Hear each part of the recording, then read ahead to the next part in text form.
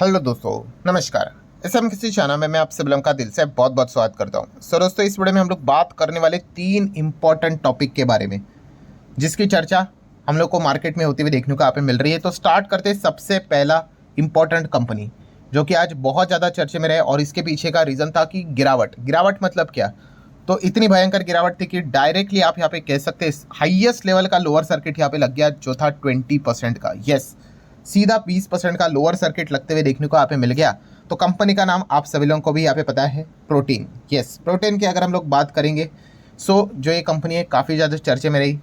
काफ़ी लोगों ने कमेंट सेक्शन में भी रिक्वेस्ट किया, सर एक इसको भी कवर यहाँ पे कर लेना कि एग्जैक्टली यहाँ पे हुआ क्या है।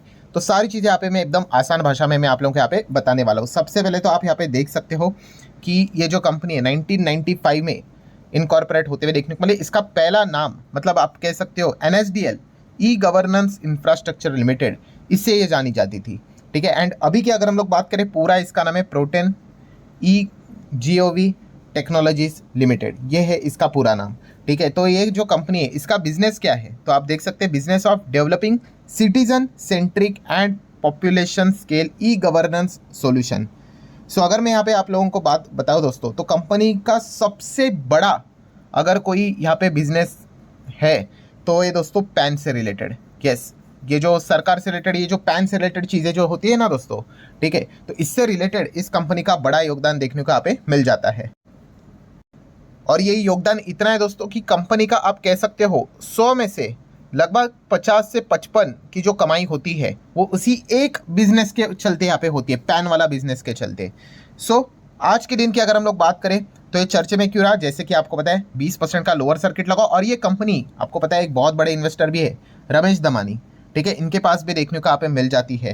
ठीक है, मतलब ये एक और सीखने वाली बात है कि बड़े बड़े लोग होते हैं, उनके भी पोर्टफोलियो में ऐसे कंपनीज होती है जहाँ पे आपको इस प्रकार की चीज़ें देखने को यहाँ पे मिल जाती है। तो ये गिरा क्यों, तो दोस्तों गिरावट के पीछे का रीज़न डायरेक्ट बिजनेस के ऊपर भाई नेगेटिव इंपैक्ट यहाँ पे पड़ गया, जहाँ पे आने वाले समय में कंपनी के रेवेन्यू के ऊपर ही अटैक होते हुए देखने को मिलेगा। क्यों, क्योंकि आप देख सकते हो मिसिंग पैन 2.0 प्रोजेक्ट। मतलब हम यहाँ पे कह सकते हैं कि कंपनी को जो प्रोजेक्ट्स यहाँ पे मिलने वाला था इनकम टैक्स डिपार्टमेंट की ओर से, अगर हम लोग यहाँ पे बात करें दोस्तों, तो कंपनी को इन्फॉर्म किया गया। क्या इन्फॉर्म किया गया कि ये जो पैन से रिलेटेड ये जो बिजनेसेस यहाँ पे चलते रहते हैं, अलग अलग चीज़ें जो यहाँ पे चलती रहती है, ठीक है, इसके लिए अभी इस वक्त इनका सिलेक्शन प्रोसेस में नाम देखने को नहीं मिलने वाला है। नेक्स्ट राउंड की बात करें, एकदम आसान भाषा में बोलूँ कि इसके पहले इनको इस प्रकार के बिजनेसेस यहाँ पे मिलते थे, इसके चलते कंपनी का रेवेन्यू में ही 50-55% का कॉन्ट्रीब्यूशन यहाँ पे हुआ करता था। इससे ही कंपनी सीधा बाहर हो गई। ठीक है, तो ये इतना बड़ा झटका लगते हुए देखने को यहाँ पे मिल चुका है दोस्तों। तो आप अंदाजा लगा, मतलब डायरेक्टली मेन बिजनेस के ऊपर ही इम्पैक्ट यहाँ पे हो गया।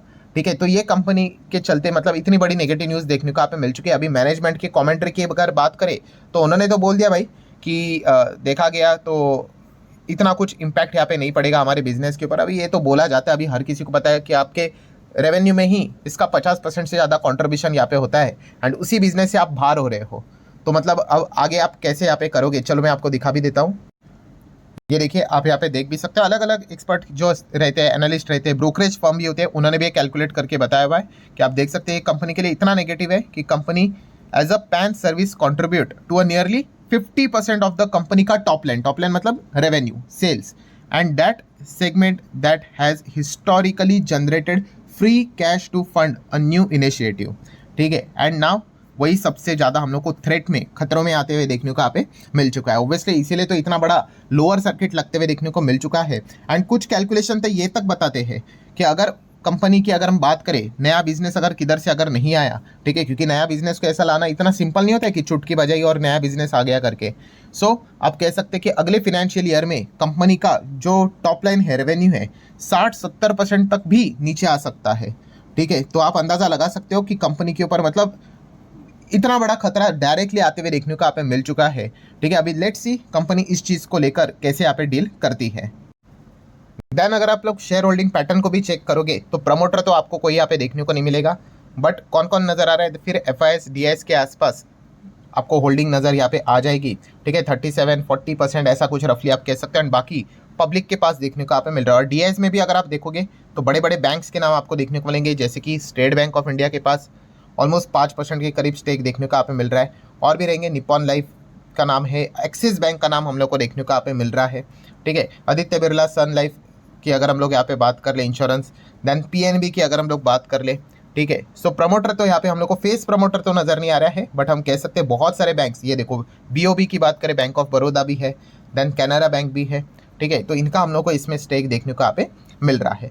देन अगर हम लोग बात करें इसी कंपनी को लेकर, अभी देखिए इतना बड़ा प्लेयर जो कि आप कह सकते हो कि इस सेगमेंट में हमेशा इसको ही यूजुअली हम कह सकते थे कि कॉन्ट्रैक्ट्स मिलते हुए देखने को यहाँ पे मिलते थे, वही बाहर होते हुए देखने को मिल चुका है। ऑफिशियली इनकम टैक्स डिपार्टमेंट ने ही बोल दिया कि हम आपको आगे के राउंड के लिए कंसिडर नहीं कर रहे, मतलब बाकी प्लेयर्स के लिए अपॉर्चुनिटी जनरेट हो गई भाई, अभी किसी के लिए तो दरवाजा खुलने वाला है, अब किसकी किस्मत चमकेगी वो देखने वाली बात है, ठीक है। क्योंकि इतना बड़ा प्लेयर को अभी कॉन्ट्रैक्ट नहीं मिल रहा है तो किसको मिल सकता है, जैसे कि केफिन टेक को क्या मिलेगा नहीं मिलेगा, बिग क्वेश्चन मार्क, क्योंकि ये भी सिमिलर वे इसी प्रकार का काम करते हुए देखने को मिल जाते हैं। कैम्प्स की बात कर ले तो ये भी इसी में आ जाता है। बेसिकली आप कह सकते हो ये आईटी टेक्नोलॉजी, इंफॉर्मेशन टेक्नोलॉजी में जो काम करने वाली कंपनियां होती है जितने भी, ठीक है, इनमें से किसी ना किसी को तो ये ज़बरदस्त बहुत बड़ा काम यहाँ पे मिलने वाला है। सो जिसको भी ये काम मिलेगा, जिस दिन ये खबर निकल कर आएगी कि ये कंपनी ने कॉन्ट्रैक्ट जीत लिया करके, वो किसको मिलेगा किसी को भी नहीं पता है, तो उस दिन उस पर्टिकुलर कंपनी को देखना भी काफ़ी इंटरेस्टिंग यहाँ पे होने वाला है, क्योंकि काफ़ी बड़ा ऑर्डर मिलेगा भाई आपको, ठीक है, डायरेक्टली सरकार के ओर से।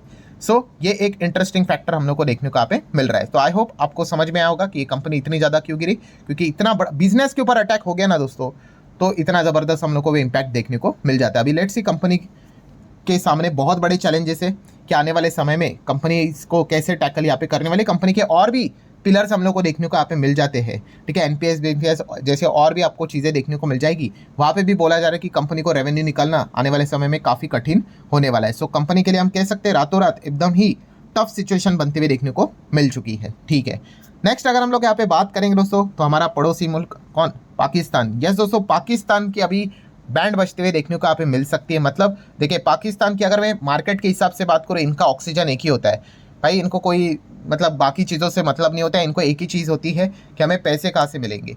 और रिसेंटली आपको पता ही है इनको कहाँ से भीख मिलती है, आईएमएफ की ओर से, ठीक है। सो आईएमएफ की ओर से तो इनको भी, इनके भी पहले यहाँ पे पैसे मिले थे। हालांकि इस वक्त काफ़ी लोगों ने विरोध किया था, काफ़ी लोगों ने, मतलब इंडिया से ही अगर हम लोग बात करें तो बाकी कंट्रीज़ क्या ही बोले, हम लोग बोलने के लिए दोस्त बोलते हैं, और पीछे से आईएमएफ में वोटिंग भी कर देते हैं कि पाकिस्तान को फंड मिलना चाहिए करके, ठीक है भाई। जियोपॉलिटिकली जो चीज़ें रहती है वो अलग ही रहती है, बट ये जो आईएमएफ से अभी जो पैसा मिलने वाला है पाकिस्तान को, वो इतना इजीली नहीं मिलने वाला है। जैसे कि आप देख सकते हैं आईएमएफ ने यहाँ पे बहुत बड़ी वार्निंग भी दी है और 11 बड़ी शर्तें भी यहाँ पे सामने रखी हुई है पाकिस्तान के सामने, बिकॉज ऑफ ऑपरेशन सिंदूर। मतलब ये जो भी चीज़ें यहाँ पे हुई है, ठीक है, आप यहाँ पे इकोनॉमिकली इतने डैमेज हो और दूसरे कंट्री के साथ भाई आप वॉर में जाने की बात यहाँ पे कर रहे हो, ठीक है, ये चीज़ें दोनों एक साथ तो नहीं हो सकती। तो फाइनली हम कह सकते हैं देर आए दुरुस्त आए, आईएमएफ ने फाइनली वार्निंग दे दी है। इन शॉर्ट अगर मैं बोल दूँ, ये वार्निंग इस प्रकार से कि अगर भविष्य में